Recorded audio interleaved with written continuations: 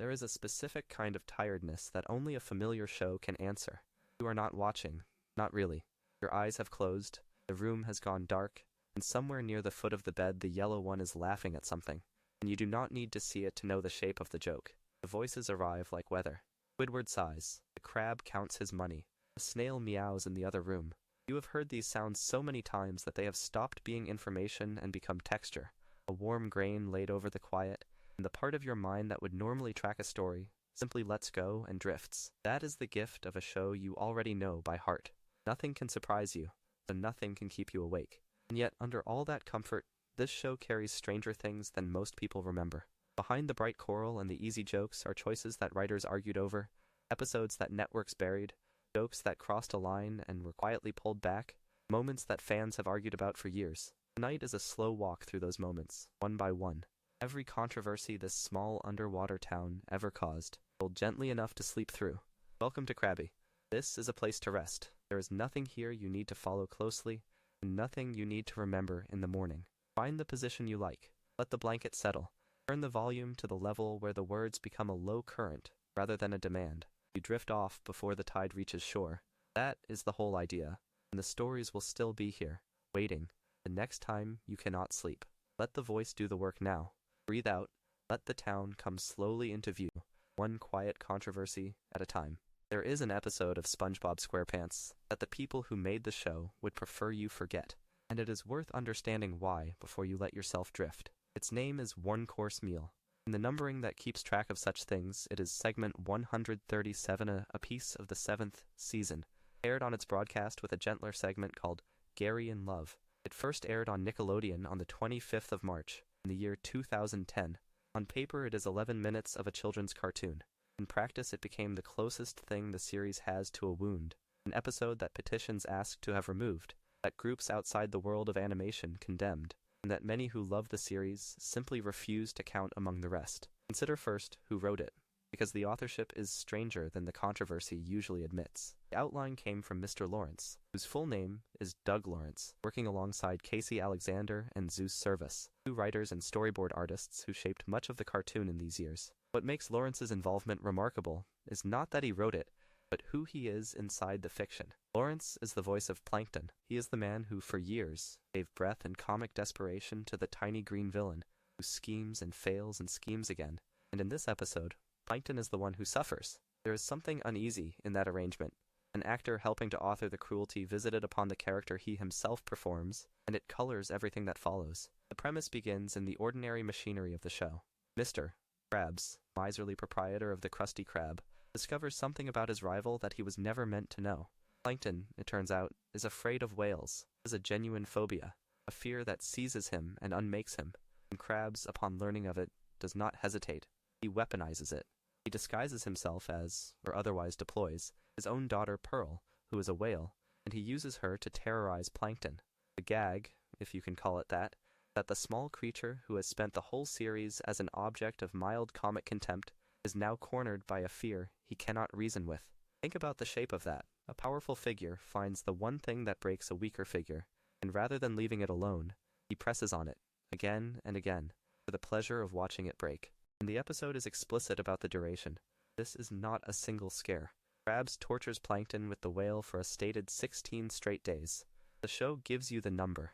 16 days of a creature being hunted through his own mind by a fear he cannot escape. 16 days of a tormentor who has decided that another being's terror is entertainment. When a story names a length of time like that, it is asking you to feel the accumulation, the grinding repetition, the way suffering stops being an event, becomes a condition. The number is meant to be funny. That is the problem. The number is meant to measure a joke. What comes next is the reason the episode cannot be defended as merely mean-spirited. The reason it moved past bad taste into something people found genuinely alarming. Plankton, worn down to nothing by the endless torment, goes to SpongeBob. He tells him that he intends to end his own life, that he plans to step in front of a bus rather than endure being tortured by that whale any longer. He is, in the plainest terms the story allows, suicidal, and he says so. This is a character in a children's cartoon announcing that he would rather die than continue to be hurt. The episode, having placed that line in his mouth, does almost nothing with it. It treats the confession as a setup. SpongeBob's response is the hinge of the whole controversy. When he hears that Plankton means to kill himself, he does not intervene, does not object, does not register alarm. He says, in the exact words the episode gives him, "Okay, see ya." That is the line. 2 words of casual dismissal, aimed at someone who has just said he wants to die. SpongeBob, the character built almost entirely out of kindness and enthusiasm, the one figure in this world you would trust to care, simply waves it away as though a neighbor had mentioned running an errand. The horror of the moment is quiet, quick, and it passes as if nothing had been said at all. And Krabs, when he learns what Plankton intends to do, does not soften either. He laughs. The being he has spent 16 days breaking has been driven to the edge of his own existence. The response of the one responsible is amusement. There is no reckoning waiting for him. The story never makes Krabs understand what he has done, never lets the cruelty rebound on the cruel. He tortures, the victim despairs, and the tormentor walks away, laughing, untouched. In the moral arithmetic of most cartoons, the bully is corrected. Here the bully simply wins, and the show moves on. It is fair, I think, to sit with how unusual that is. SpongeBob SquarePants had always trafficked in slapstick, and in characters getting their comeuppance, in a kind of chaos that resolved by the end into safety. This episode withholds the safety.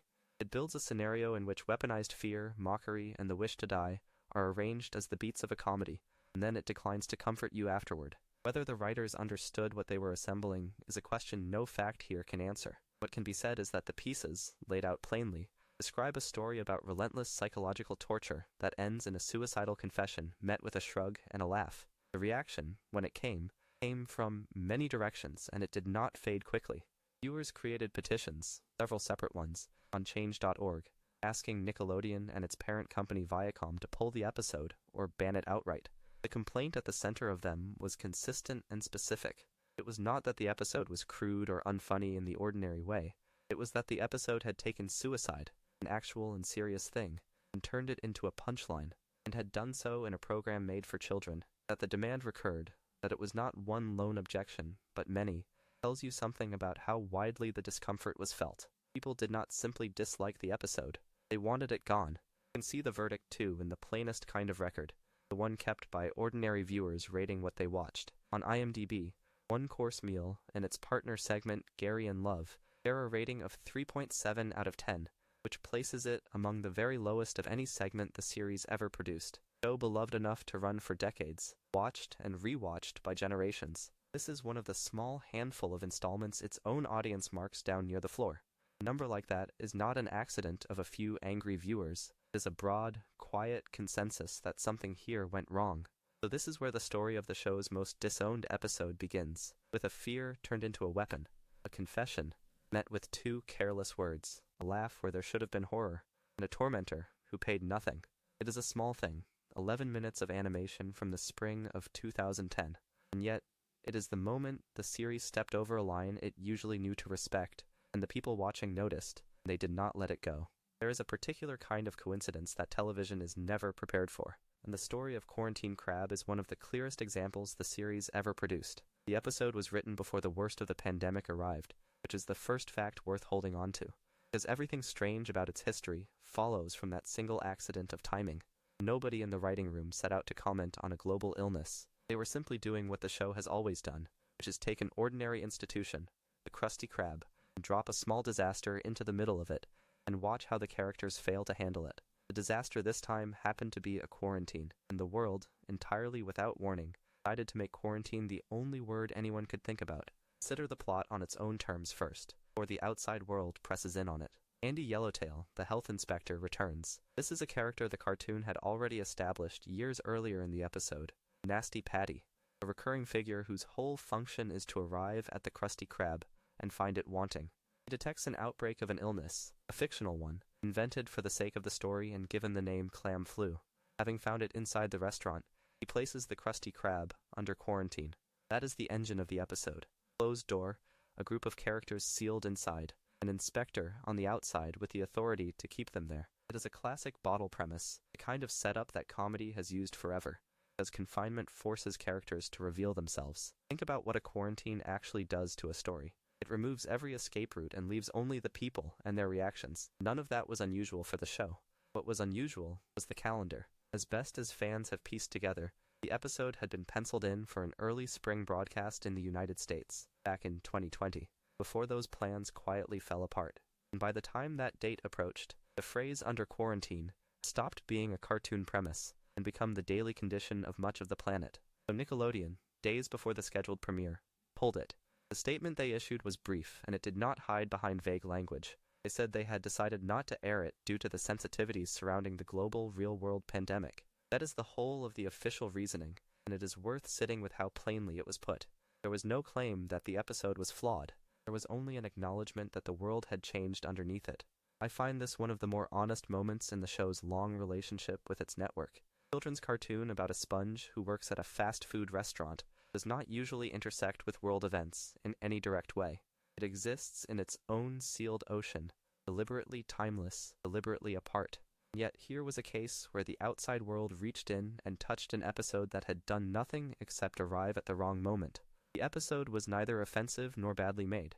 It was simply going to land, on a specific week in April, in a country where the idea of a restaurant sealed shut by an inspector was no longer a joke that people could hear cleanly. What happened next is where the story becomes genuinely unusual, and the precise shape of it matters. In the United States, the episode disappeared.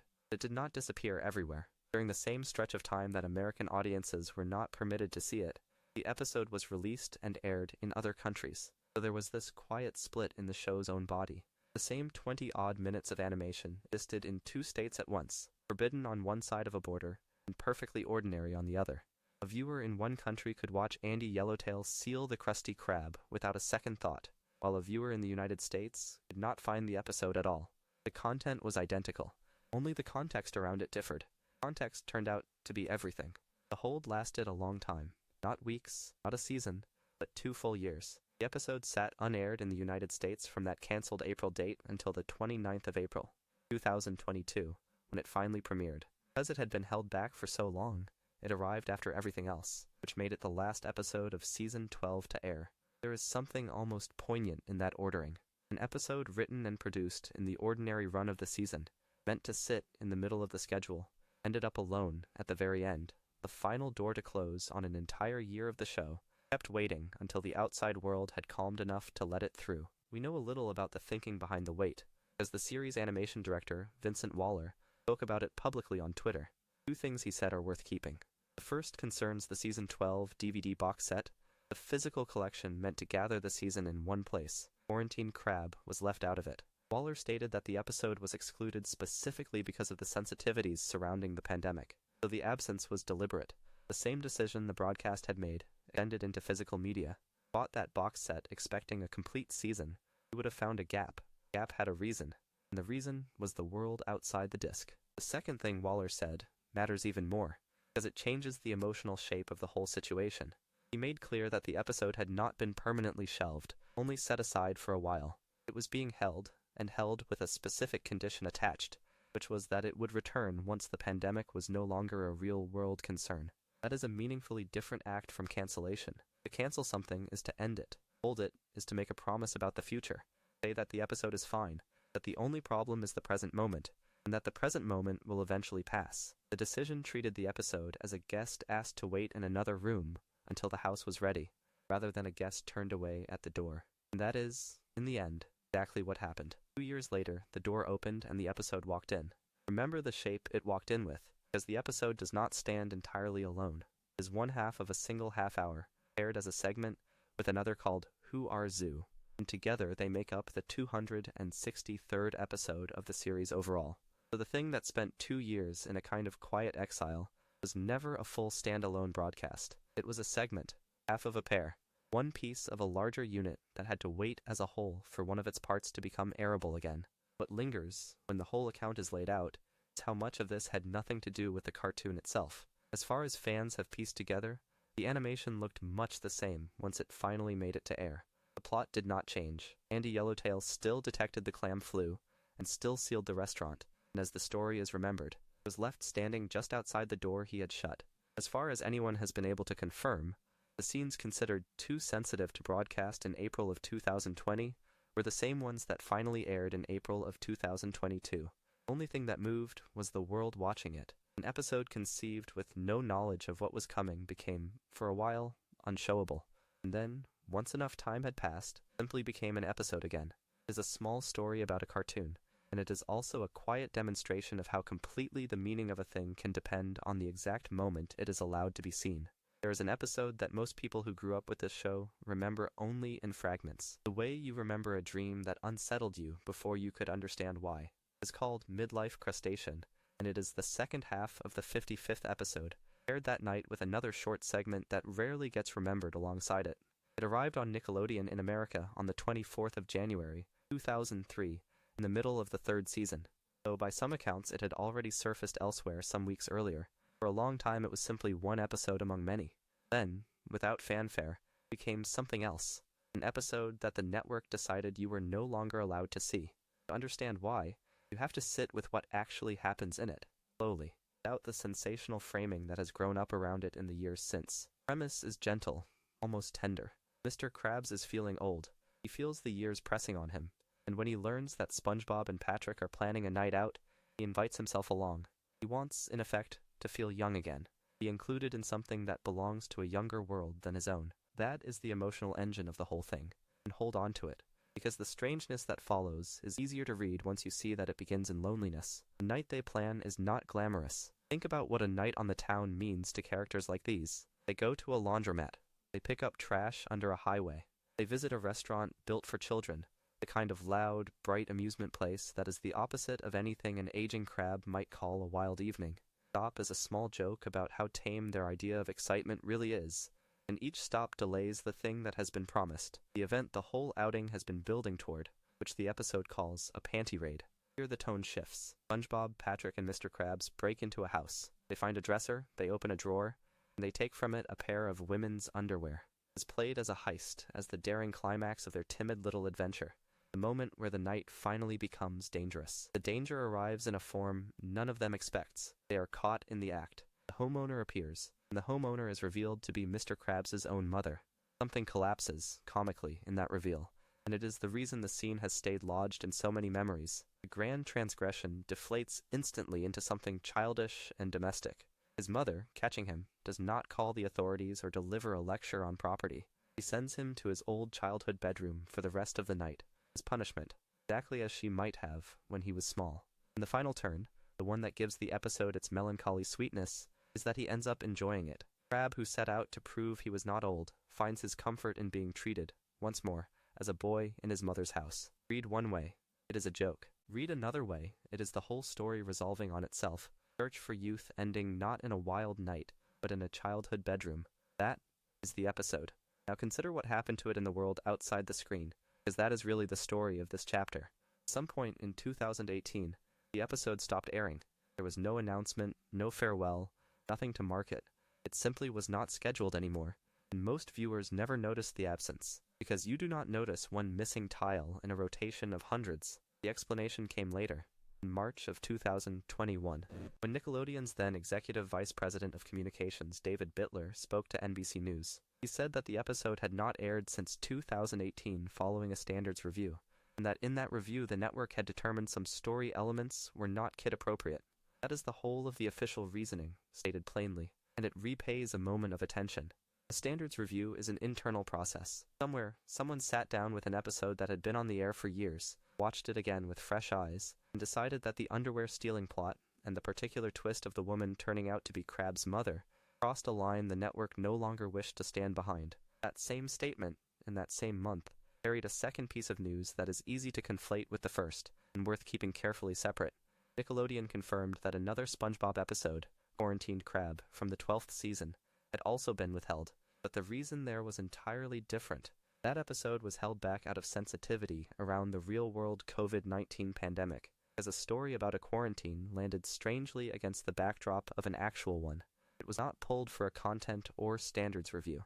2 episodes, both kept from the air, for 2 reasons that have nothing to do with each other. It is the kind of detail that gets flattened when a story travels, one absence explaining the other, and the facts do not support that. Keep them apart in your mind. The withdrawal did not stop at broadcast. By 2021, the episode had also been removed from the Paramount Plus streaming library, so that a viewer who went looking for it in the obvious place would simply not find it. As it turned out, the odd moment in July of 2023 actually involved a different banned episode, not this one. It was Midlife Crustacean, not Kwarantined Krab, that became briefly available again to American viewers on the Paramount Plus channel offered through Amazon Prime Video. It was there, and then it was gone. A Paramount spokesperson later said that reappearance had happened due to a technical error, with that other episode inadvertently posted for a brief period before being removed again. So even its reappearance was not a decision, but an accident, a door that swung open on its own and was quickly shut. There is something almost gentle in that image, and something revealing. A piece of work that had been deliberately set aside surfaced not because anyone chose to bring it back, but because a system slipped. For a short window it existed in the open again, and then the correction came. The episode, it seems, wanted to be seen more than its custodians wanted to show it, and yet, through all of this, it never truly disappeared, which is the quiet, final fact of the matter. Pulled from broadcast, pulled from streaming, surfacing only by mistake, the episode has remained purchasable the whole time. By some accounts, it was also available to buy through YouTube. You could buy it on iTunes, though it is not clear whether it was listed on its own or folded into one of those early episode collections. It was withheld from the places where you stumble onto things without asking, the channels and the libraries where content simply plays, and left available only in the places where you have to go looking, name it, and pay for it deliberately. That is a meaningful distinction. To pull something from rotation is to stop putting it in front of children who did not ask for it. To leave it for sale is to acknowledge that the thing still exists, still belongs to the show's history, and can be reached by anyone determined enough to reach for it. So the episode that vanished never became a lost episode in the true sense. It became a hidden one, present but not offered, kept but not shown, a small childhood bedroom of a story that the network sent to its room and, in a manner of speaking, never quite let back out. A certain kind of editing happens after a cartoon is finished, after the animators have gone home and the episode has aired in the country that made it, and it is this kind that concerns us now. The show does not travel the world unchanged. It arrives at a border, and at that border someone watches it with a set of rules in mind that the original artists never considered. Where the show meets those rules, it is altered, not rewritten, not reimagined, simply trimmed, darkened, cropped, or covered over, frame by frame, until it fits. What follows is a tour of those borders, and of the small decisions made at each one. Begin with a single shot at the end of an episode called the Fry Cook Games. The wrestling is over, the competition between the Krusty Krab and the Chum Bucket has run its course, and SpongeBob and Patrick leave the arena together, holding hands as they go. It is a gesture of friendship restored, nothing more in the intention of the people who drew it, but a gesture does not carry its intention across every border intact. In airings across Iran and other parts of the Middle East, by most accounts that closing shot is simply cut. The reported concern was that two male characters holding hands implied same-sex affection, and so the moment was removed rather than shown. Think about what that means in practice. An entire narrative beat, the reconciliation that the whole episode has been building toward, ends a few seconds early, and a viewer in one country sees a resolution that a viewer in another country never quite reaches. Interesting thing is that not every editor reached for the same tool. In the Persian dub produced under the name PSIM, the hand-holding shot is not cut at all. It is cropped. The frame is reframed so that the joined hands fall outside the visible picture. What remains is SpongeBob and Patrick walking, their friendship still on screen, only the specific point of contact hidden away below the edge. And in still other international airings, the shot is neither cut nor cropped, but replaced, so that the two characters are shown holding each other by the shoulders instead of the hands. 3 different countries, or 3 different broadcasters, looking at the same few seconds of animation and arriving at 3 different answers. One erases it. One hides it. One substitutes a gesture judged to be safer. The scene survives in fragments, and which fragment you inherit depends entirely on where you happen to be sitting. Now turn from the question of what a scene means to the question of what a scene can physically do to the person watching it. There is a condition called photosensitive epilepsy, in which rapid flashing light can trigger a seizure, and the broadcasters of the United Kingdom and Ireland have long treated it as a real and present danger, rather than an abstract one. This produces a whole second category of edits, and unlike the edits of the Middle East, these have nothing to do with meaning and everything to do with the body of the viewer. The rules are about light, about how fast it flashes and how bright, and a great many SpongeBob episodes brush up against them. Consider the opening of an episode called A Friendly Game. It begins with lightning, flashes of it, quick and bright. In the British and Irish broadcasts, those flashes were darkened, shortened, or slowed, softened along whichever axis brought them under the threshold. The lightning is still there. It is simply made gentler, made to arrive more slowly, dimmed so that the eye is not struck by it. Once you know to look for this pattern, you begin to see it everywhere, in the same territory. Take the television movie SpongeBob's Frozen Face-Off. In its prints for those two countries, shots and explosions were edited down, and among the changes was the removal of a specific shot, one of Squidward falling off the sleigh during the sequence in which the characters cross a cliff. That shot was cut to reduce the seizure risk carried by its rapid visual chaos. It is a small thing, one squid tumbling from a sleigh, and yet it was judged bright enough or fast enough to matter, and so it was taken out. The dancing jellyfish of the episode Jellyfish Jam met the same standard. That scene is built around stroboscopic lighting, rapid flashes timed to the music, the whole point of it being a kind of underwater nightclub. In the same regional airings that flashing was edited, toned down from the strobing original, because a strobe is precisely the thing the photosensitivity rules exist to guard against. The dance remains. Dangerous flicker in it does not. Curse of Bikini Bottom offered two separate problems in one episode, and each was handled on its own terms. When the Flying Dutchman zaps SpongeBob and Patrick, the flashes of that zapping were slowed down for British and Irish viewers, stretched out in time so the eye had longer between each pulse of light. And later, during the Dutchman's line about lifting the curse, there were flashing lights, and those were not slowed, but removed entirely. Same episode, two different flashing effects, two different solutions. One judged salvageable if slowed, the other judged safest if simply deleted. That distinction between what can be softened and what must be cut runs quietly through all of these decisions. The pattern reaches into the newer episodes as well. In Squidferrato, as Squidward first steps into the lair of a vampire called Nosferatu, there is a lightning and thunder flash effect, and in the airings for that same territory that flash was slowed down. The atmosphere of the moment, the dread of the entrance, does not depend on the speed of the flash, only on the fact of it, and so slowing it costs the scene almost nothing while removing the risk. Then there is Nightlight, and here the edit is subtler and, in its way, more surprising.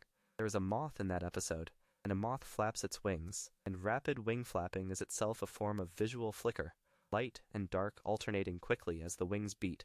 In those same broadcasts, the moth's wing flapping animation is said to have been slowed, so that the creature flaps less rapidly than it does elsewhere, as part of that same effort to keep flickering images from triggering a seizure.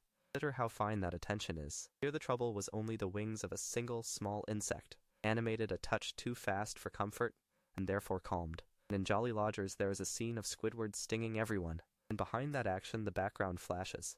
In the region's airings the scene was altered, so that the background no longer flashes at all. The event stays, the flicker behind it goes. What all of these share is a principle so consistent it begins to feel like a signature.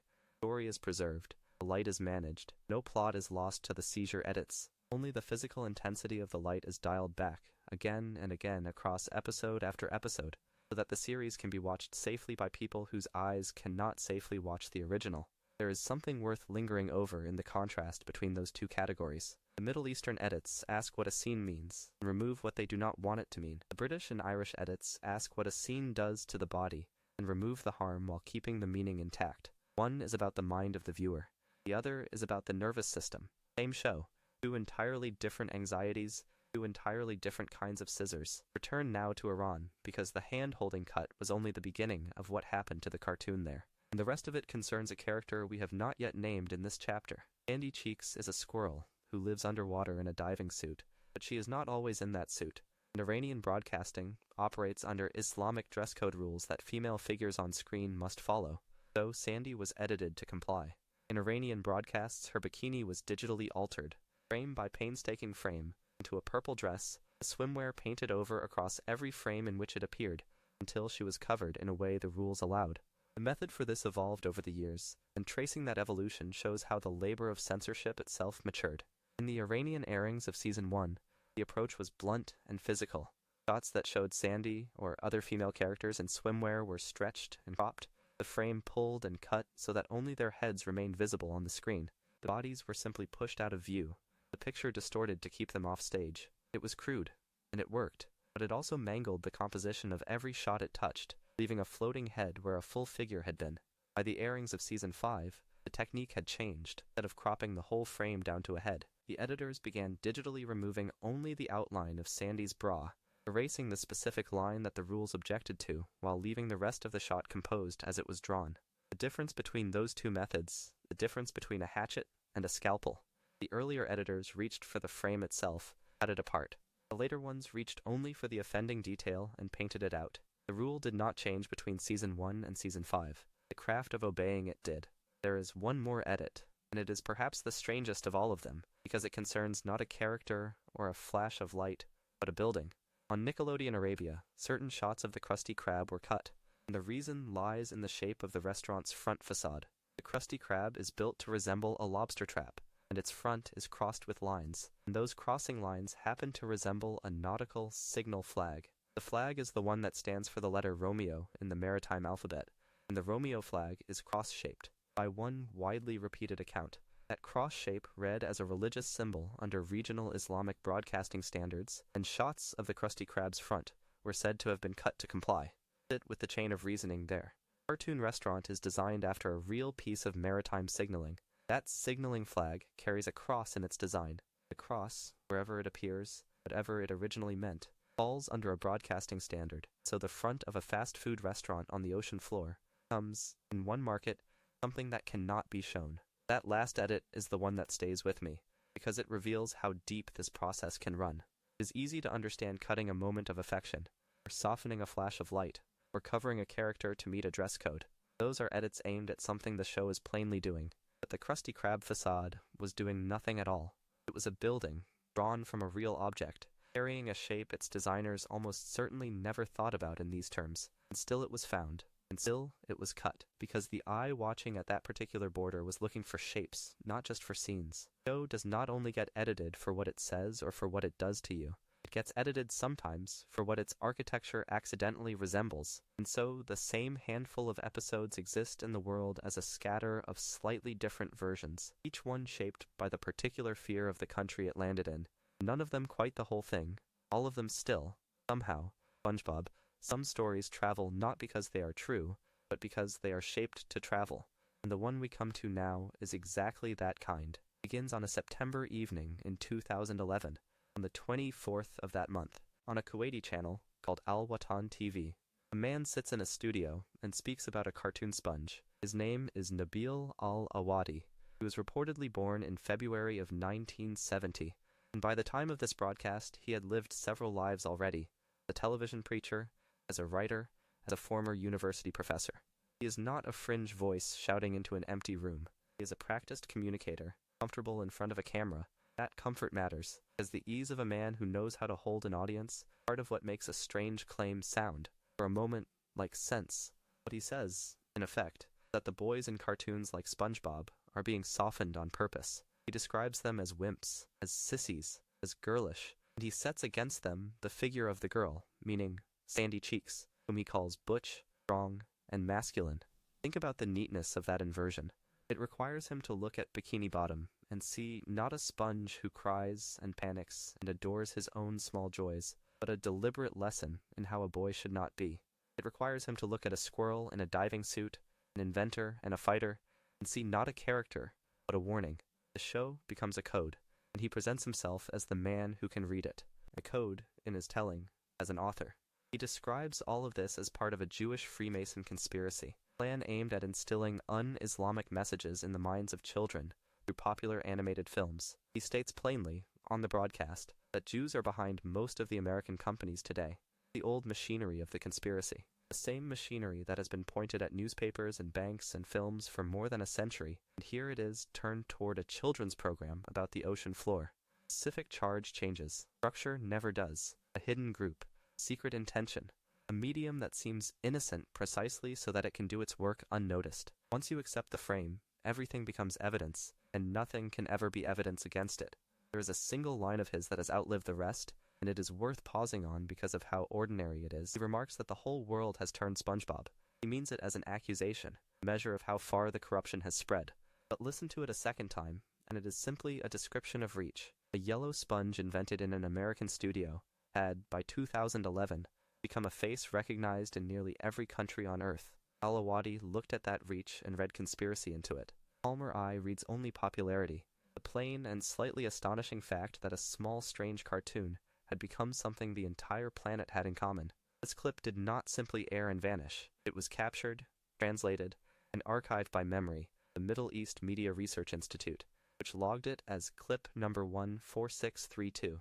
The title Memory gave it did a great deal of the work that followed. It reads, Kuwaiti preacher Nabil al-Awadi warns against Jewish conspiracy in cartoons, says SpongeBob is a sissy, Sandy a butch. A title like that is built to be shared, pressing a rambling segment into a single quotable shock, and once a moment has been compressed, that tightly it can be passed from hand to hand without anyone needing to watch the source. The clip becomes a caption. The caption becomes the story. Here is where the story separated itself from the truth, and where our job as narrators is to slow down and be exact. What Al-Awadi offered was an isolated commentary by one religious figure on one broadcast. That is the whole of it. Journalists who looked into the clip found nothing organized behind it. No ban had been passed, and there was no wider movement against the cartoon waving a banner about a gay agenda. There was one man, one studio, one evening. But as the clip spread, it was subtly promoted from an opinion into a phenomenon. People shared it not as a strange thing a single preacher said, but as proof that an entire region had risen up against SpongeBob. The evidence for the backlash was the clip. The clip was the backlash. It fed on itself, a rumor citing its own reflection as its source. Consider how thoroughly the real picture contradicts that impression, because this is the part the caption could never carry. Far from being rejected in the Arab world, SpongeBob was adored there in exactly this period. Nickelodeon Arabia had launched in Egypt in 2008, and the sponge arrived with it. What followed was not suspicion, but affection. Egyptian fans built numerous Facebook groups around the character. His face sold heavily on the streets of Cairo, printed on merchandise, carried home by children who felt about him precisely the way children everywhere felt about him. There was no wall of resistance for Al-Awadi to be the voice of. There was a market that loved the thing he was warning against. The clearest single measure of that love is a song. An Egyptian singer named Hamada Helal recorded a novelty Arabic pop track, called it Ana SpongeBob, which means I am SpongeBob. It is a light thing, a piece of fun, built on the same delight the whole region already felt. It went on to gather 5.7 million views on YouTube. Set those two artifacts side by side and let them speak. On one side, a preacher on Al-Wadden TV describing a Jewish Freemason plot hidden inside a cartoon. On the other, a pop singer cheerfully declaring himself to be that very cartoon, and millions of people pressing play. Both are real. Only one of them tells you what the region actually felt about the sponge, and it is not the one that traveled as news. So why did the darker story spread while the song stayed a song? Partly because outrage is simply lighter to carry than affection. The clip of a man warning of conspiracy is sharp, quotable, easy to be alarmed or amused by, and it fits a frame audiences elsewhere already held about the region. A pop song about loving a cartoon confirms nothing and provokes no one, and so it does not become a headline. The mechanism is the same one we have watched all through this series, the way a single vivid fragment can be lifted out of its context and made to stand for a whole that never existed. One preacher becomes a country. One opinion becomes a movement. One clip becomes a ban that was never passed. But Al-Awadi actually demonstrated, without meaning to, how thin the line is between reading a text and inventing one. He looked at SpongeBob and Sandy and saw messages that the show does not contain, authored by people who had nothing to do with it, aimed at ends it does not serve. That is not analysis. It is a story laid over a cartoon like a stencil. Everything that does not fit the stencil is simply not seen. Irony, if you want to call it that, quiet and complete. He warned that the whole world had turned against SpongeBob, and in the same years the children of Cairo were buying his face on the street, and a singer was topping millions of plays by borrowing his name. The world had indeed turned toward the sponge. It had just turned toward him with fondness, which is the one reading the conspiracy could never allow. A moment in the early years of this century when a cartoon sponge became, briefly and against his will, a figure in a national argument about who children are allowed to love. He did nothing to earn it. He sang a song. That was all. But the song, the people who made it, the people who objected to it, turned a yellow character who lives in a pineapple into a name that virtually every major American news outlet would repeat for weeks. To understand how that happened, you have to look not at the show, but at the world around it. The song was called We Are Family, and it was not new. Sister Sledge had released it as a hit in 1979, and one of the men who co-wrote it, Nile Rodgers, went on to found a non-profit called the We Are Family Foundation. Years later, that foundation produced a short video, a public service message, in which more than 100 licensed children's characters sang a cover of that same song together. The idea was tolerance. The idea was diversity. Barney was there, and Winnie the Pooh, and the Rugrats, and among that crowd of familiar faces, singing along, was SpongeBob SquarePants. He was one voice in a chorus of over 100. He was not the point. He was simply invited. the way a popular character is invited to lend his face to a cause. The video first appeared as a public service announcement on the 11th of March, 2002, running on Disney Channel, on Nickelodeon, and on PBS. For a while it was just that, a pleasant thing that played between programs. Then, 3 years later, in 2005, the Foundation reissued it in a new form, free educational DVD, and copies were mailed to roughly 61,000 public and private elementary schools across the United States. Think about what that number means. A short film about singing together, sent out to children in tens of thousands of classrooms, at no cost, with a lesson attached. It was that scale, that reach into schools, that changed everything. Because on the 18th of January, 2005, Dr. James Dobson, the founder of the group Focus on the Family, stood before a dinner in Washington attended by members of Congress and political allies, and he spoke against the video and the foundation behind it. His remarks might have stayed inside that room, but a reporter for the New York Times, David Kirkpatrick, was present, and 2 days later, on the 20th of January, he published an account of what Dobson had said. That report is the moment the story broke nationally. One dinner, one journalist in the room, and a private objection became a public event carried far beyond the walls where it began. Here is the part that is easy to get wrong, and worth slowing down for. Focus on the Family did not object to anything in the SpongeBob video itself. There was nothing in the film they pointed to. Their objection was aimed at something adjacent, a separate document. The We Are Family Foundation had, on its website, a tolerance pledge, and that pledge asked the people who signed it to respect others regardless of their sexual identity, listing that phrase alongside race, religion, and ability. It was the pledge, and specifically that phrase, that drew the fire. The video was the visible thing, the thing with the famous characters, so the video became the story. But the actual grievance lived one step to the side of it, a line of text on a web page that most of the children watching would never read. An assistant to Dobson, a man named Paul Batura, gave the objection its sharpest language when he spoke to reporters. He described the video, in effect, as a hidden mechanism, and his exact words were that it was an insidious means by which the organization is manipulating and potentially brainwashing kids. He called it a classic bait and switch. That phrase captures the shape of the accusation cleanly. The claim was not that the song was wrong, but that the song was a lure, a bright and harmless surface hiding an intention underneath it. Whether you find that persuasive or paranoid, you can at least see the logic of it. The complaint was about trust, about what a beloved cartoon might be used to carry into a classroom without a parent noticing. And yet, as the story spread, it changed in the telling. It stopped being a story about a pledge on a website and became a story about a sponge. Newspaper after newspaper reported, in one form or another, that Dobson had called SpongeBob gay. That was not what the objection had been. So Dobson went on television, on the MSNBC program Scarborough Country, to push back, and what he said there was direct. Virtually every newspaper in the country has said that I called SpongeBob gay, he said. And then, let me just say I did not say that. You can hear in those words a man watching a nuance collapse in real time, watching a careful distinction between a video and a pledge get flattened into a headline about a cartoon's private life. The correction is almost more revealing than the original remark, because it shows how little control anyone had over the shape the story took once it began to move. And move it did.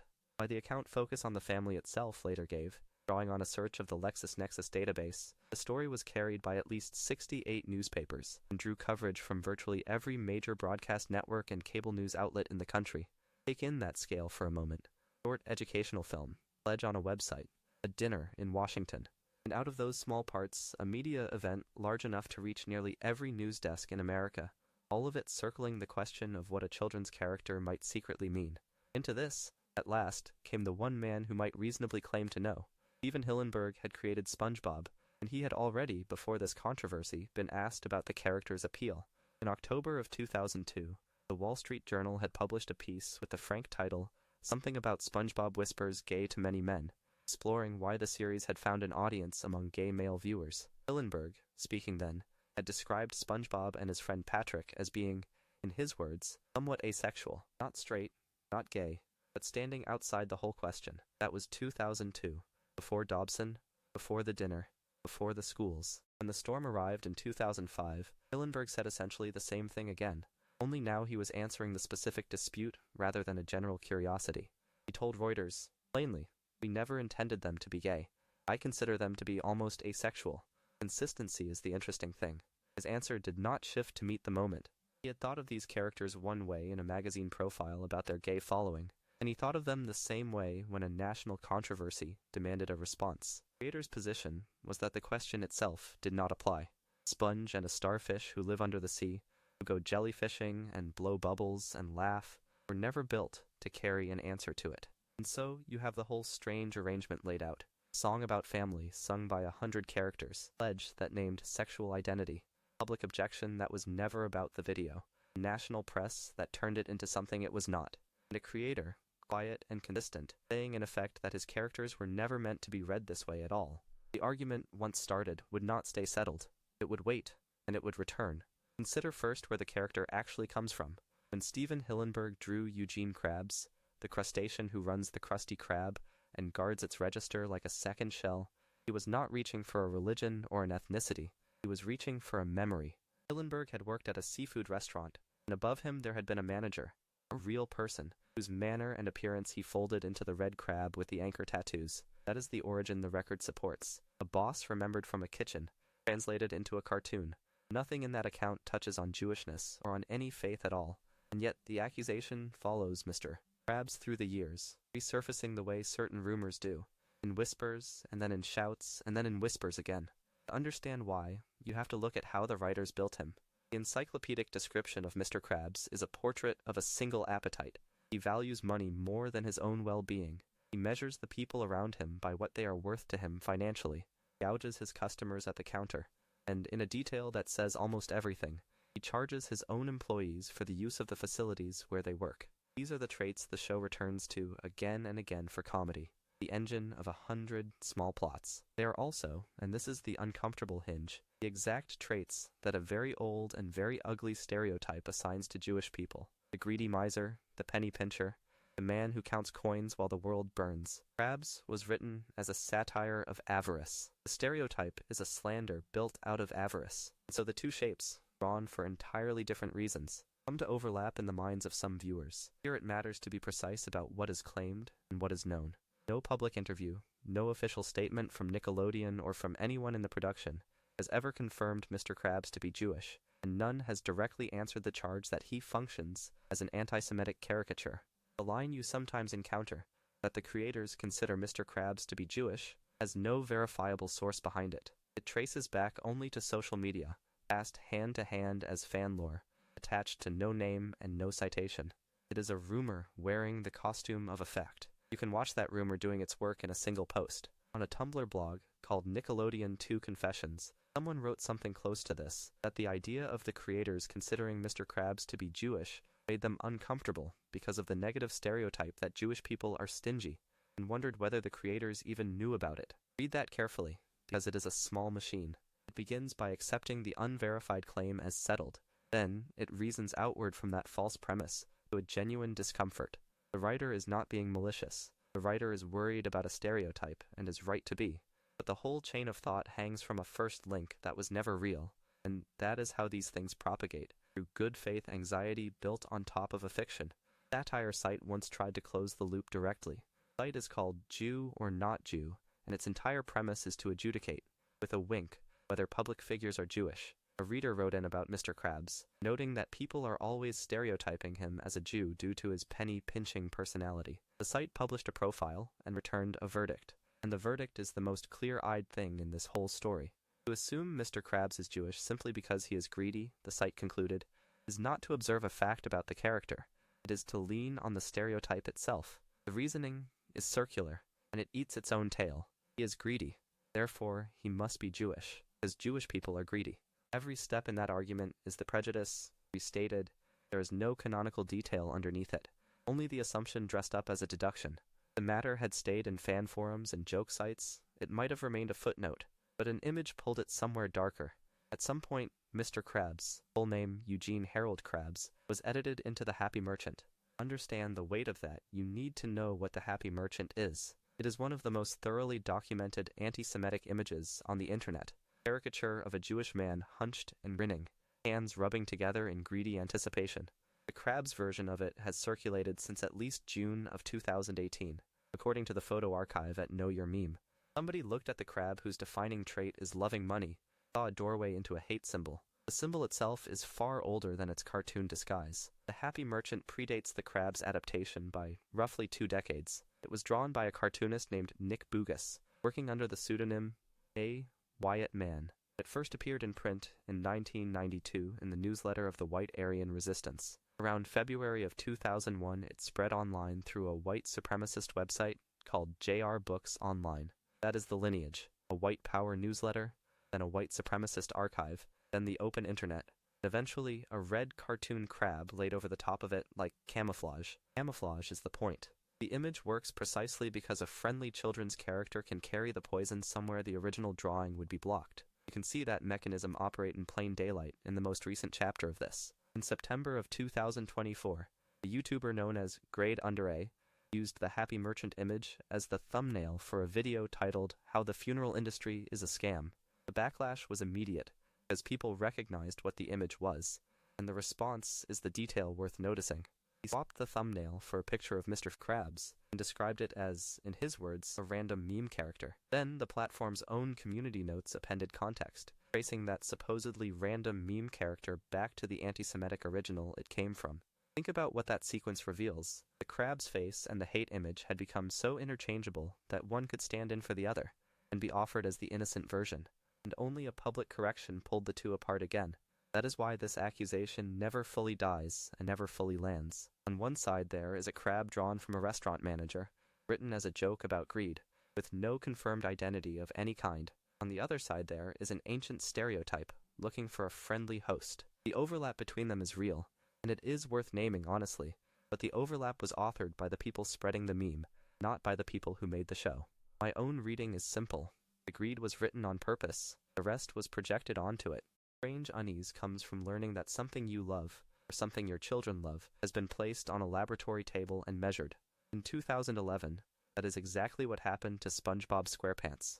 2 researchers at the University of Virginia, Angeline Lillard and Jennifer Peterson, working out of the psychology department, published a paper in the journal Pediatrics. The title was plain and clinical in the way these titles always are. They called it The Immediate Impact of Different Types of Television on Young Children's Executive Function.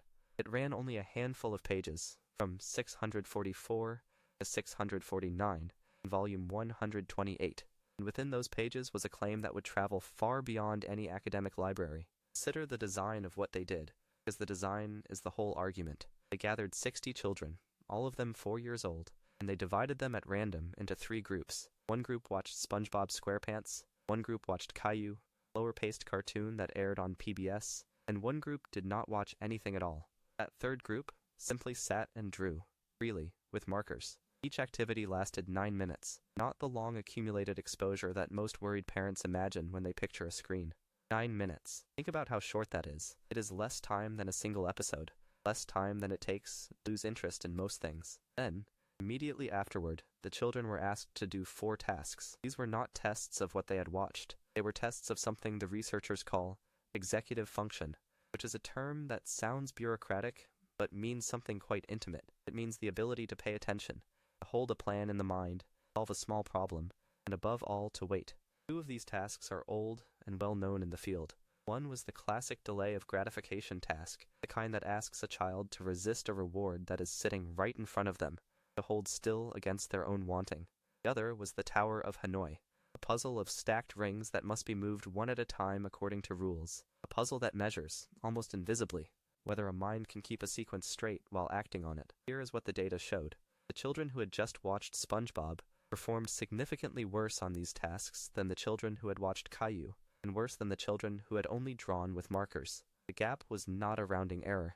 It held up even after the researchers accounted for the things a careful skeptic would immediately raise. They controlled for the age of each child. They controlled for baseline attention, the child's ordinary ability to focus before any screen was turned on, and they controlled for how much television the child typically watched at home.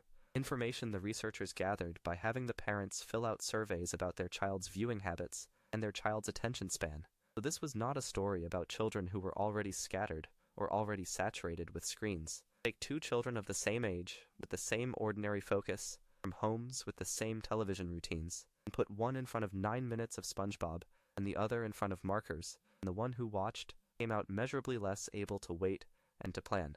The The conclusion the authors drew was stated carefully, and it is worth hearing exactly what they claimed and what they did not. They said that just 9 minutes of viewing a fast-paced cartoon had an immediate negative effect on these 4-year-olds' executive function. Immediate. That is the word that carries the weight. They were not describing a slow erosion over childhood. They were describing something that happened in the room, in real time, in the minutes after the screen went dark. Temporary state, perhaps, but a real one, and a measurable one. Now, a single study is a single study, and the field of child development knows this better than most. When the paper appeared, the journal ran alongside it an editorial, which is a customary way for a respected outsider to weigh in on a finding and place it in context. That editorial was written by Dmitry Christakis, child development specialist at Seattle Children's Hospital, who had no part in conducting the study. His response was genuinely balanced, and balance is a rare and valuable thing here. He named the obvious weakness. 60 children is a small sample. He said as much, and he wrote that the study raises more questions than it answers. That is a real caution, honestly stated. But in the same breath, he did not dismiss it. He called the findings robust, and he framed the whole matter of media exposure as a public health issue, something worth taking seriously at the scale of populations, not just households. Hold both of those ideas at once, as that is the honest position. Small study. Robust result. More questions than answers. A thing worth watching. Then there was the other response, the one that came not from a hospital but from a company. SpongeBob SquarePants belongs to Nickelodeon, and Nickelodeon did not stay quiet. Jane Gould, who held the title of Senior Vice President of Consumer Insights, or what was then called the MTVN Kids and Family Group, spoke publicly about the study. Her first reaction was almost disarmingly human. She said, in her own words, that the study made her scratch her head and feel confused, and then she made an argument that is genuinely worth hearing out, because it is not a foolish one. Her argument was about the fairness of the comparison. SpongeBob, she pointed out, is expressly designed to entertain 6 to 11-year-olds. That is its intended audience. Caillou, though it was measured against, is a slow-paced educational program made for preschoolers, for children of exactly the age the study tested. So from Nickelodeon's point of view, the researchers had taken a show built for older children, shown it to 4-year-olds, and then expressed surprise that 4-year-olds struggled afterward. Of course the preschool show suited the preschoolers. Of course the program pitched at grade schoolers overwhelmed a younger mind. The mismatch, he suggested, was not evidence of harm, but evidence that the wrong test had been run. There is something clarifying about laying these two responses side by side, as they are not really arguing about the same thing. The researchers were asking a narrow, honest question. What does a fast-paced cartoon do to a young mind in the minutes right after watching, whatever that cartoon was made for? Nickelodeon was asking a different question. Is it fair to judge a show by an audience it never asked for? Both can be true at once. It can be true that SpongeBob is not designed for 4-year-olds, and also true that 4-year-olds watch it anyway, in enormous numbers, on couches, and in car seats, and in waiting rooms everywhere. The study did not test whether the show is good. It tested what happens when the show meets a mind that is younger than the one it was drawn for. And what it found, in that narrow window, was a mind that came away a little less able to wait, a little less able to plan. You may believe the sample was too small. You may believe the comparison was unfair. Both objections are reasonable, and neither has ever been fully put to rest. What remains, underneath all of it, is a strange and quiet fact. A cartoon about a sponge, a cartoon that most of us remember as harmless yellow noise, was placed under measurement, and the measurement flickered. Not proof of anything final. Only a flicker. 9 minutes in 60 small children that the field has been arguing about ever since. There is a moment in the life of every invented thing when it stops being only a story and becomes property. For the small yellow fry cook, a restaurant where he works, that moment did not happen inside the show at all. It happened in a federal courthouse in the Southern District of Texas, where a judge was asked to decide whether a place that does not exist, a greasy little cartoon shack at the bottom of an imagined ocean, could own its own name the way a real restaurant does. The answer, when it came, changed the way we understand what a fictional world is allowed to hold. Begin with the man who started it. In December of 2014, a Texas businessman named Javier Ramos Jr., working through his company, Esher Capital Investments, filed an application with the United States Patent and Trademark Office. He wanted to register the words, "the Krusty Krab," as a service mark, which is the legal category for the name of a service rather than a physical good. His plan was ordinary in the way that most business plans are ordinary. He intended to open a chain of seafood restaurants under that name, one in Houston, Texas, another in Los Angeles, California. Real buildings, real kitchens, real crab on real plates. What makes his account interesting is the explanation he gave for the name. Ramos said he had chosen it because of a phrase describing the crust that sticks to the top of crabs when they are put in a seafood boil. It is a homely image, Cook's phrase, the kind of thing that sounds like it came out of a kitchen and not out of a television studio. He said that before settling on it, he had searched Google and had not been aware of any restaurant by that name. Consider how that claim sits. A man looking for a name for a seafood restaurant, typing those two words into a search engine, and coming away believing the field was clear. Whether that is possible, whether the most watched fry cook in the world could hide so completely from an ordinary search, became one of the quiet questions underneath the whole case. Viacom International, the company that owns the series, did not treat it as a quiet question. On the 29th of January, 2016, it filed suit against Air Capital Investments in the United States District Court for the Southern District of Texas. The complaint alleged trademark infringement and unfair competition. In plain terms, Viacom argued that the name belonged to it already, that decades of a cartoon crab running a cartoon restaurant had built something the law would recognize and protect, and that a chain of actual seafood restaurants using the same name would trade on that recognition whether it meant to or not. The case did not go to a long and dramatic trial. It was decided on summary judgment, which is the mechanism a court uses when it concludes that the important facts are not really in dispute, and the law can simply be applied to them. On the 11th of January, 2017, United States District Judge Gray H. Miller granted that summary judgment to Viacom. He ruled that Ear's proposed restaurant infringed Viacom's trademark rights in the Krusty Krab, and the reasoning he used is the part worth slowing down for, because it runs against the intuition most of us carry about how ownership works. Ramos had filed a formal application with the trademark office. You might think that filing first, or filing at all, would count for a great deal. Judge Miller's ruling held that it did not decide the matter. Ownership of a trademark, he found, is established through use and through market recognition, not through the act of formal registration. What matters is whether a name has come to mean something to the public, whether people hear it and think of a particular source. And by that measure, Viacom's position was overwhelming. Decades of using the Krusty Krab name inside the cartoon, and on the merchandise that spilled out of the cartoon and into stores and homes, had built a recognition that a recently filed application could not match. The paperwork lost to the pop culture. The registration lost to the fact that millions of people already knew exactly what those words meant. Ramos did not accept this reading of the world. At one point, he disputed the district court's finding by saying, in effect, that he did not believe the show carried the fame the court was crediting it with. The one line of his that survives verbatim is blunt and almost startling in its confidence. I don't think SpongeBob is that famous. Sit with that sentence for a moment, because it is the whole disagreement compressed into 6 words. The court had just ruled that the show was famous enough to own the name of a building inside it, and the man on the other side of the ruling was standing there saying he was not convinced the show was famous at all. It is a rare thing to see the gap between a legal finding and a personal belief laid out so nakedly. Air Capital Investments appealed. The case moved up to the United States Court of Appeals for the Fifth Circuit, and on the 22nd of May, 2018, that court delivered its answer. It was unanimous, 3 judges to none, and it affirmed the summary judgment in Viacom's favor. There was no dissent, and no narrow escape hatch left open.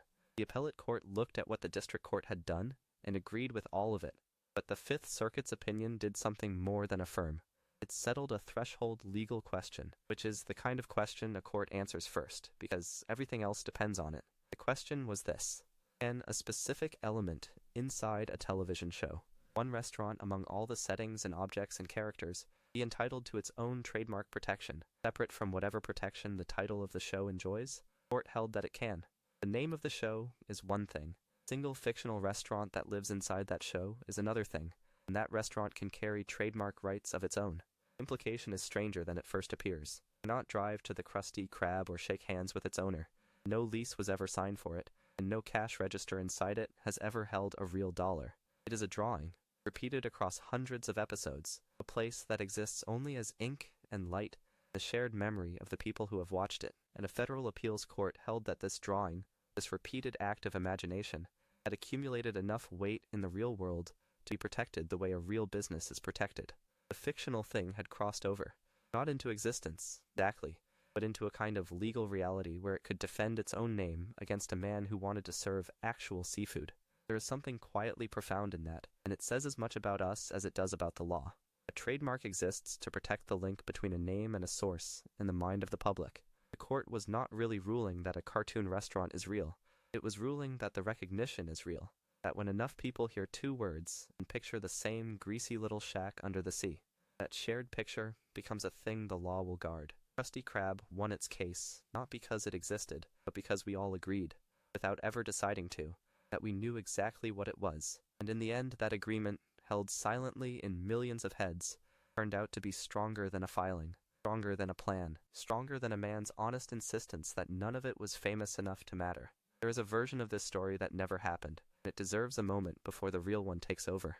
In that version, the SpongeBob SquarePants movie, released in November of 2004, is not only a film, but an ending. Steven Hillenburg, the marine biologist turned animator who created it, had completed 3 seasons and a feature film, and he believed that was enough. He wanted the series to end there.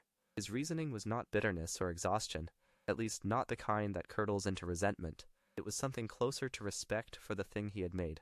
He did not want the show to, in his words, jump the shark, to keep going long past the point where it still knew what it was. 3 seasons and a movie. Clean shape. A story with a shore it could reach and then rest on. Nickelodeon did not agree, and the reason they did not agree is almost tediously simple. The show was a hit. Networks do not cancel hit series, at least not while the thing is still generating attention and merchandise and audience. So the ending Hillenburg imagined was refused, and he made the decision that follows logically from a refusal like that. He resigned as showrunner. Weigh that decision for a moment. The person who invented Bikini Bottom, who drew its first citizens, and decided what kind of laugh a sponge should have, stepped down from running the daily life of his own creation, rather than steer it somewhere he did not believe it should go. That is no small gesture, but the gesture of someone who cared more about the shape of the story than about holding the wheel. But resignation is not the same as abandonment, and this is where the real story becomes more interesting than the tidy legend of a creator walking away in disgust. Hillenburg did not vanish. Before he stepped back, he chose a successor, and the choice reveals how he understood the work. He appointed Paul Tibbitt, a man who had already been a writer, a director, and a storyboard artist on the show. Tibbitt was no outside hire brought in to keep the machine running. He was crew. He had drawn the boards and shaped the episodes from the inside. Hillenburg described him as one of his favorite members of the show's crew, and he said in effect that he totally trusted him with the role. That word, trust, matters here, because so much of what came later would be argued over as if the handoff had been careless. The handoff was deliberate, and it was affectionate, and even then, Hillenburg did not fully let go. Rather than leaving the production entirely, he took on an advisory role once the 4th season began. He reviewed episodes. He gave feedback to the crew. He simply stopped managing the day-to-day, the 1,000 small decisions that fill a production week, and instead positioned himself where he could still watch, still comment, still nudge. Picture the difference between a captain and a lighthouse. The captain turns the wheel every minute. The lighthouse stands a little apart and offers its light to whoever is steering. Hillenburg became the lighthouse. He was there. He was reachable. He was simply no longer holding the wheel with both hands. The hiatus that the movie had required now came to an end. Production on the film had paused the flow of new episodes, so for a stretch there was quiet, no new stories arriving from Bikini Bottom. Then, on the 6th of May in 2005, roughly 6 months after the film reached theaters, 4th season premiered. The pause was over. Tibbitt was in charge. The show, which its creator had wanted to end, was instead beginning again. Not everyone stayed for that beginning. H. Greenblatt, a writer on the staff, co-wrote the premiere episode of the 4th season, a story called Fear of a Krabby Patty, and then left the production. 1 episode, a co-writing credit, and then out. It is easy to read too much into a single departure, and it is also easy to read too little. People leave productions for 100 reasons that have nothing to do with grievance, but it sits there in the record, at the exact seam where one era ends and another starts, a small marker of how much was in motion during that transition. The premiere itself, that particular story of a Patty and a Fear, belongs to the new arrangement, the first episode of the Tibbitt years, and it went out into the world under a different kind of stewardship than everything before it, where the story collides with something larger than itself, larger than any one episode or credit or resignation. As what followed, the seasons that Tibbitt ran, became the ground on which one of the most persistent arguments in the show's history would be fought. The claim, endlessly repeated by fans and critics, is that the show got worse. Something essential leaked out after the movie, that the earlier seasons had a warmth, or a strangeness, or a restraint that the later ones lacked. You have almost certainly encountered this argument, perhaps without knowing where it came from. And what the production history reveals is that this feeling, whatever its merits, has a real event underneath it.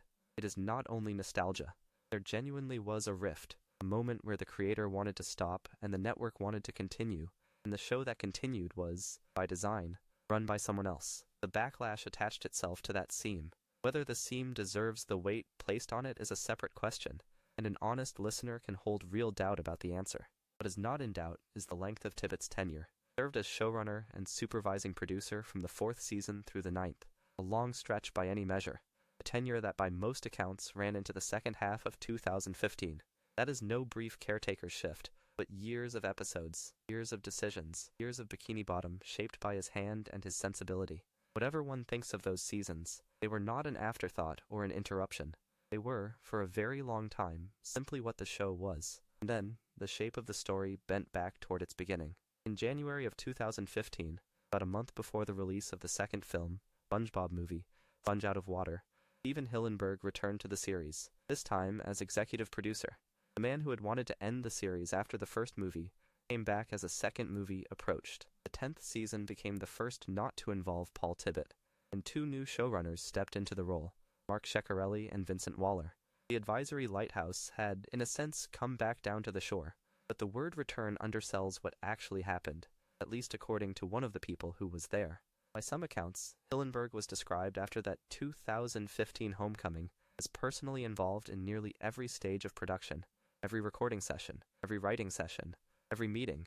Consider the distance between that and the advisory role of a decade earlier, the man who reviewed episodes from a comfortable remove and offered notes. The lighthouse had become the captain again, both hands back on the wheel, present for the smallest decisions in the room. The creator, who had once been willing to let the show end, and then willing to let someone else run it, was now more woven into its daily making than he had been since before the first movie. So the tidy legend collapses into something more human and more strange. A man who tried to end his creation was refused, handed it to someone he trusted and loved, watched from a distance for a decade while the world argued over whether the trust had been misplaced, and then returned to hold it closer than ever. The rift is real.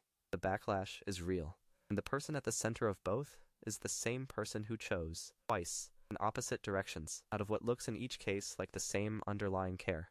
There is a version of 2020 in which a child sits in a darkened theater, popcorn going soft, and watches a small yellow sponge search the ocean for a snail on a screen 4 stories tall. That version never happened. SpongeBob movie, Sponge on the Run, was built for that room.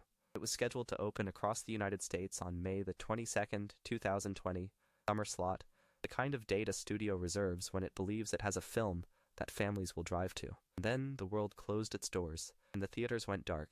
Paramount was left holding a finished film with nowhere to show it. First response was the ordinary one: push the date. When a release cannot happen, a studio moves it down the calendar and waits for the trouble to pass. So that May date became the 31st of July, and the 31st of July became the 7th of August. All steps down the year, each one a quiet bet that the country would reopen in time. Think about what those postponements actually were. They were hope expressed as scheduling. Each new date assumed that by then people would gather again in the dark, shoulder to shoulder, and that assumption kept failing. On June the 22nd, 2020, Viacom CBS stopped waiting.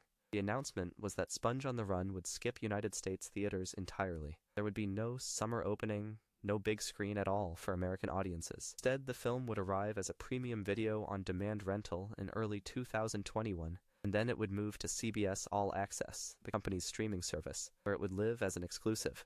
This was a strategic decision dressed as a necessity, and it was both at once. The pandemic made theaters impossible, and the streaming service needed something large and familiar to draw subscribers. SpongeBob film was exactly that kind of gravity. What makes this chapter strange is that the theatrical release did not vanish completely. It simply moved north. Canada became the one territory on Earth where Sponge on the Run played in actual theaters. On the 14th of August, 2020, the film opened in Canadian cinemas, while, just across the border, the United States release stayed strictly digital. Consider how odd that boundary was. Same film, same characters, same running time, and yet a family in one country could buy a ticket and walk into a dark room, while a family a short drive south could only rent it on a screen at home. Months later, the national border became the line between 2 entirely different ways of meeting the same story, and the Canadian run mattered, in its modest way. That opening weekend, Sponge on the Run brought in somewhere around $865,000 to $900,000, spread across roughly 300 theaters. By the standards of a SpongeBob film, that number is small, almost quiet.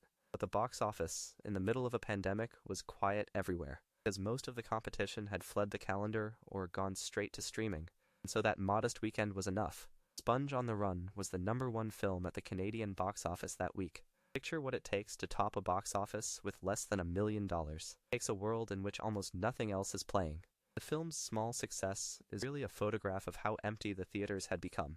While the American plan settled into streaming and Canada kept its theaters, a third arrangement was taking shape for everyone else. In July 2020, Netflix acquired the international streaming rights to Sponge on the Run from Viacom CBS. This covered the territories outside the United States and Canada, which is to say most of the planet. It is a telling deal.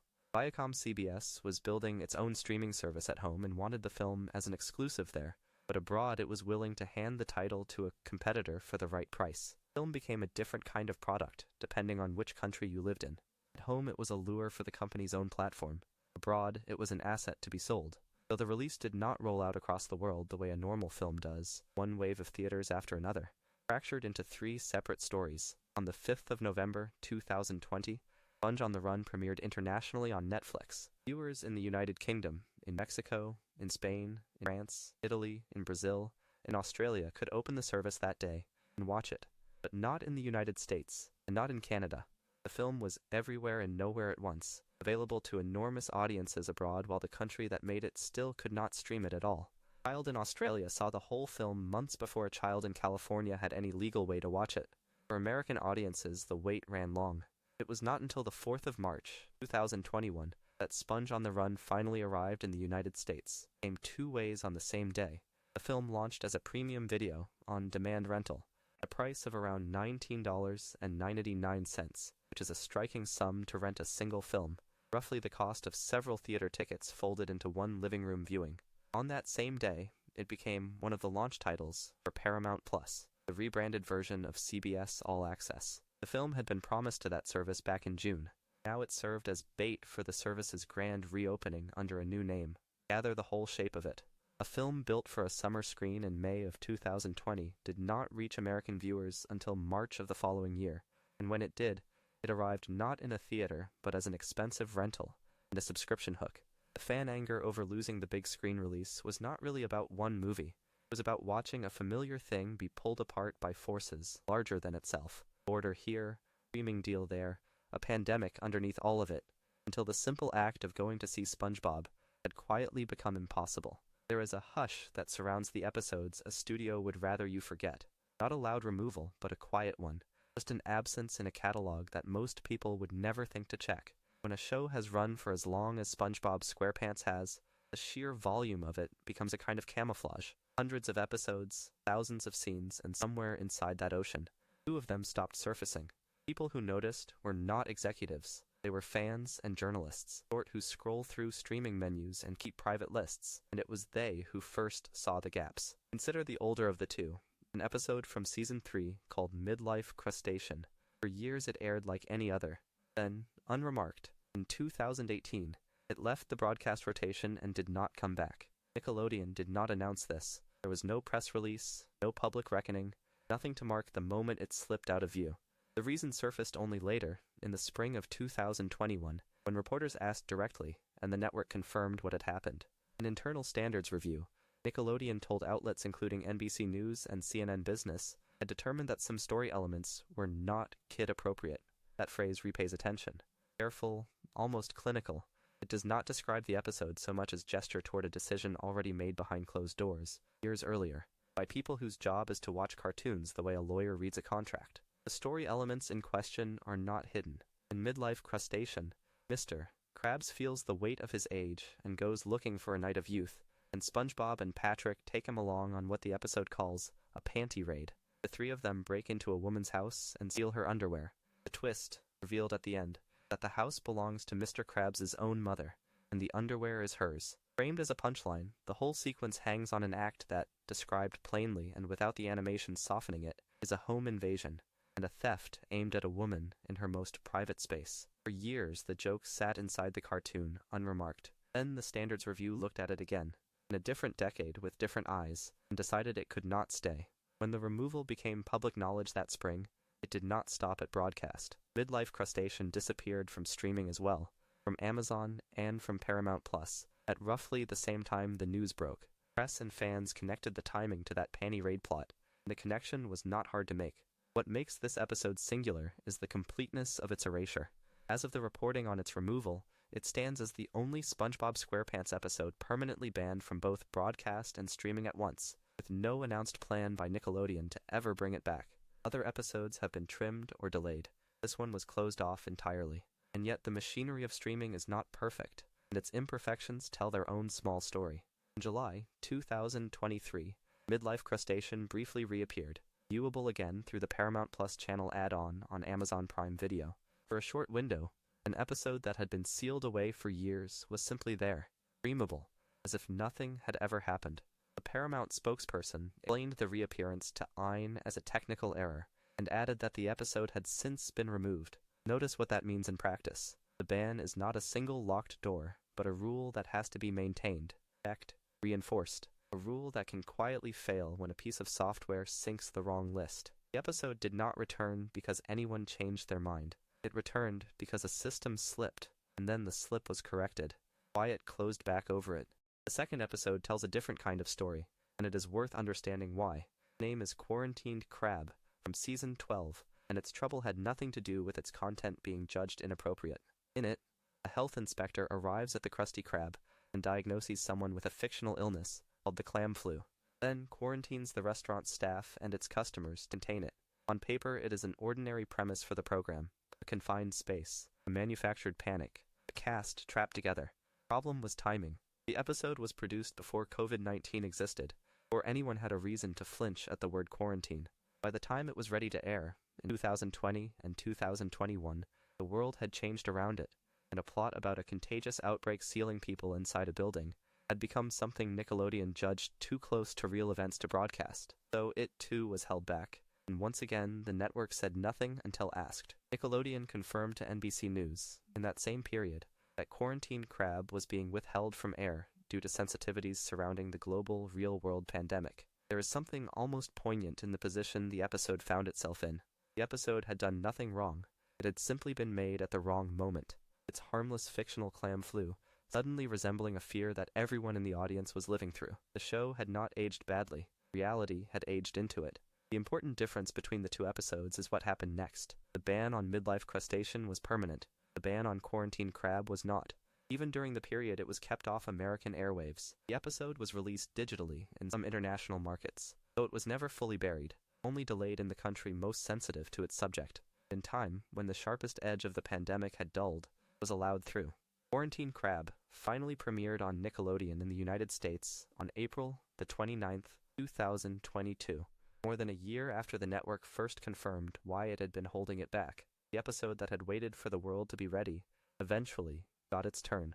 There is one more trace this episode left behind, a small physical artifact of the decision. When Nickelodeon released SpongeBob SquarePants, the complete 12th season on DVD, on the 12th of January, 2021, Kwarantined Krab was not on it. The box set carried the season's episodes, that word complete, printed on the packaging, and yet one installment was simply missing, cut out before it ever reached a shelf. The person who bought that set to own the whole season owned very nearly the whole season, minus the one part deemed too raw for the moment. The gap in the DVD is the same gap that existed on the air, made permanent in plastic. What links these two cases is not the reasons behind them, they are different, but the manner in which they were handled. Neither removal was announced, neither came with a statement of intent or an explanation offered up front. In both instances, the disappearance was noticed from the outside, by people watching the catalogs, and the network confirmed the reason only after a reporter came asking. The pattern worth understanding. Studio managing decades of content does not always erase loudly. More often, it edits quietly, pulling a scene, holding an episode, letting a title fall out of rotation, and trusting that the sheer scale of everything else will keep the absence from being seen. The fallout from these episodes was not handled with apology or ceremony. It was handled with silence, and with the confidence that in an ocean this large, a missing drop, very hard to notice at all. And so the pattern holds across every season and every decade. A show built for children keeps arriving at the center of arguments that have nothing childish about them, and each time the reason is the same. SpongeBob is large enough, and watched by enough people, that it becomes a mirror. What a given era fears, it finds inside Bikini Bottom. what a given era wants to protect. It decides the cartoon threatens. The banned episodes, censored jokes, the accusations aimed at a sponge and his friends, the readings imposed from outside and resented from within, all of it grows from the same soil. A thing beloved by millions cannot stay small, and a thing that cannot stay small cannot stay uncontested. Consider what that means for a cartoon that began as the work of a marine biologist who loved the ocean. Every controversy covered here started as someone caring about children, about meaning, about what a story is allowed to say. The disagreements were real, as the affection was real. Picture the show as it actually is. Late at night, the television glow low, pineapple under the water, small yellow figure, laughing at nothing in particular while the tide moves overhead. The arguments continue somewhere far above the surface. Down here it is only the reef, and the light, and the laugh. If you enjoyed this video essay, make sure to subscribe. Thanks for watching, and I will see you in the next.